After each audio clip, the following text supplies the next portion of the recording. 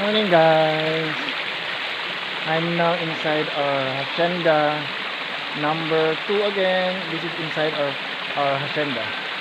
So this is KOkois Waterfalls. So KOkois Waterfalls, like a small waterfall like me, and this is surrounded by native trees.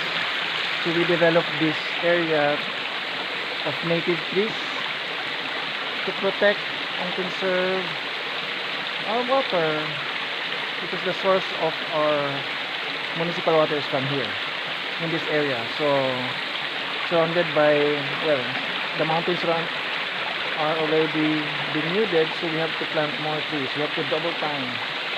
So the water is clear and fair, so we have to plant more. So today we planted few native trees, a balayong tree, a banaba tree, some of the fruit trees, Philippine native fruit trees, makopa, durian, lansones, so that this area will be back to its glory.